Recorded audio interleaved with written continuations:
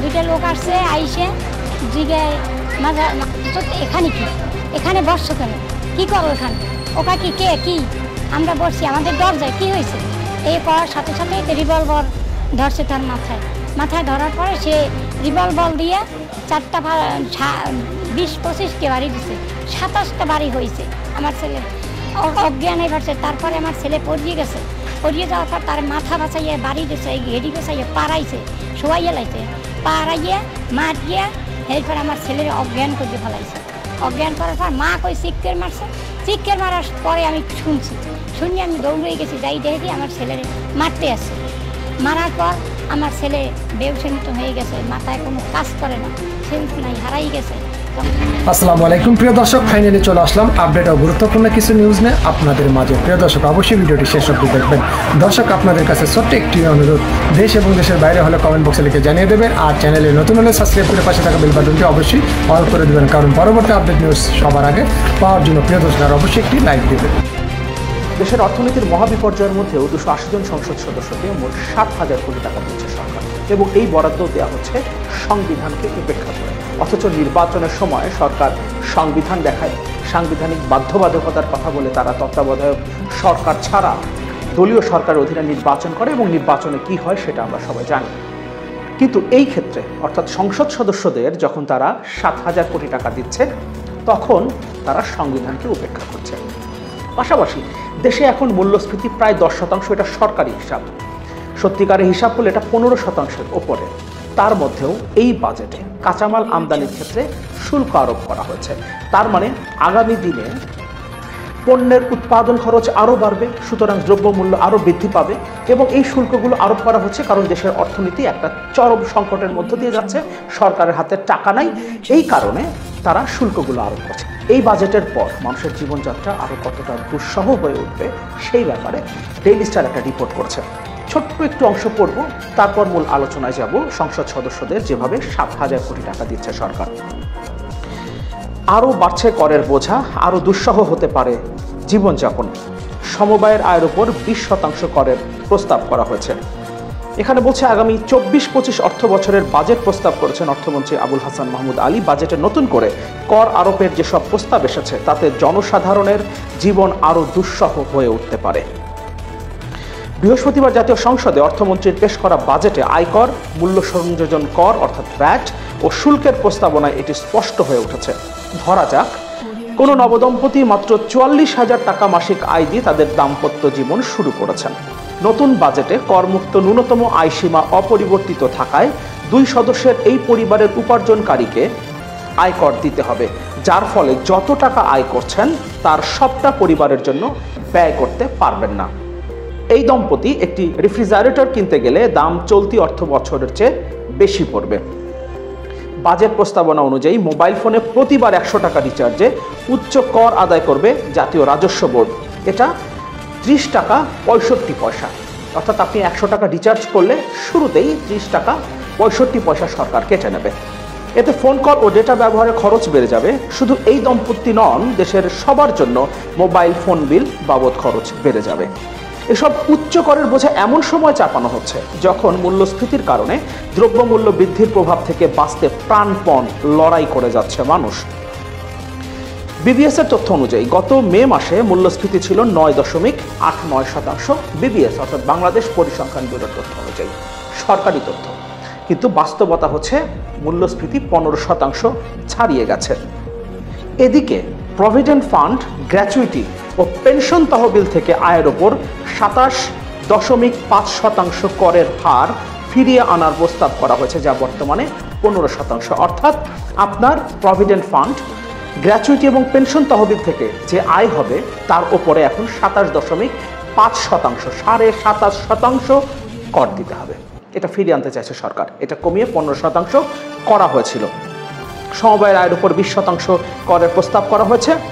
বলছে কোনো নতুন দম্পতি ট্যুর অপারেটরের মাধ্যমে প্যাকেজ ট্যুরে যেতে চাইলে তাদের খরচ আগের চেয়ে বেড়ে যাবে, কারণ অপারেটরদের সেবার উপর ভ্যাট ছাড় শেষ হচ্ছে এবং তাদের এখন থেকে 15% ভ্যাট গুনতে হবে, অর্থাৎ আগের চেয়ে এখন আপনার খরচ হবে 15% বেশি।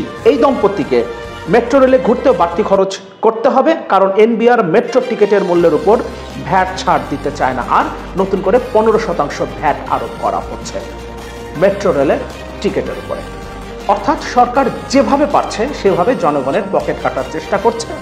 এদিকে 7,000 কোটি টাকা তারা সংসদ সদস্যদেরকে দিচ্ছে। এই রিপোর্টটা আমরা একটু দেখি।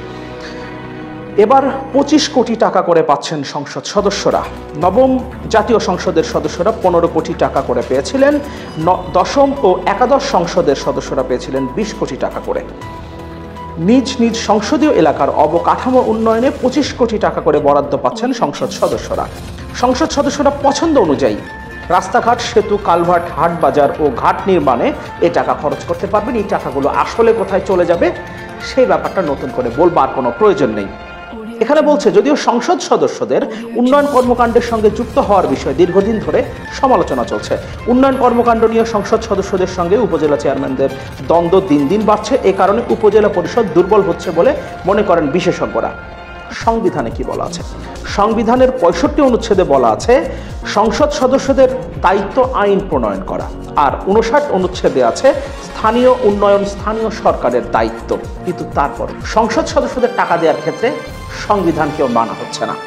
এছাড়া এর আগে নেওয়া এমন বরাদ্দের প্রকল্পটির কাজের অগ্রগতিও সন্তোষজনক নয়, সেই প্রকল্পের মেয়াদও শেষ হয়নি। এখানে বলছে, সূত্র জানায় এর আগে 2009 সালে আওয়ামী লীগ প্রথম সরকার গঠনের পর প্রত্যেক সংসদ সদস্য নিজ নিজ আসনের অবকাঠামো উন্নয়নে 5 বছরে 15 কোটি টাকা করে পেয়েছিলেন। এছাড়া 2014 সালে দশম জাতীয় সংসদ নির্বাচনের পর প্রত্যেক সংসদ সদস্য 20 কোটি টাকা করে এবং 2018 সালের জাতীয় নির্বাচনের পর 20 কোটি টাকা করে বরাদ্দ পান। এদিকে 2018 সালের নির্বাচনে জয়ী সংসদ সদস্যদের জন্য নেওয়া প্রকল্পের বাস্তব অগ্রগতি সন্তোষজনক নয়।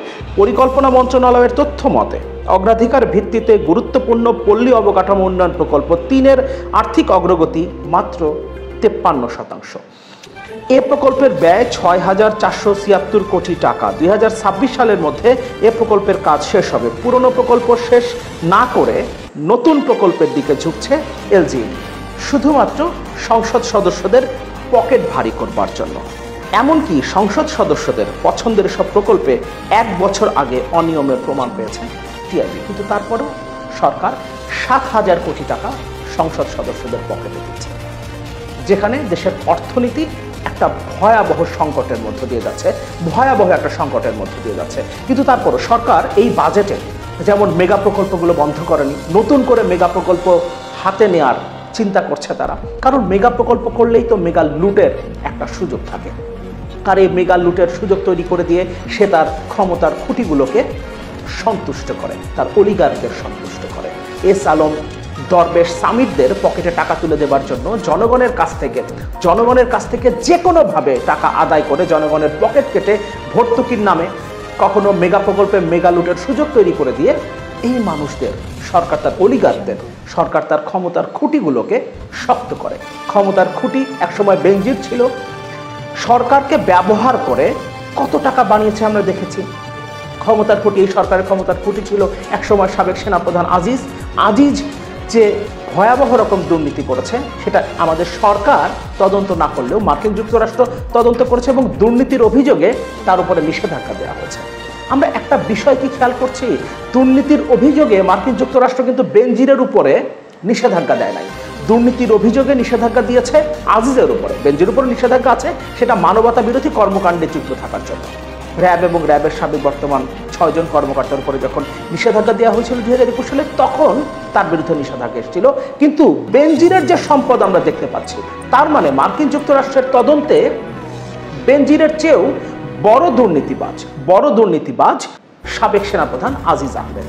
এখন পর্যন্ত আজিজের অবৈধ সম্পদের তথ্য কিন্তু আমাদের সামনে আসেনি। কিন্তু সরকার এই বাজেটে অবৈধ সম্পদ বৈধ করার সুযোগ দিয়েছে সামান্য করের বিনিময়ে।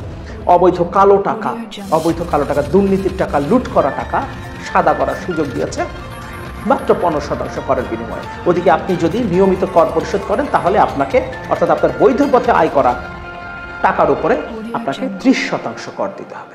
এটাই এই সরকারের অ্যাটিটিউড,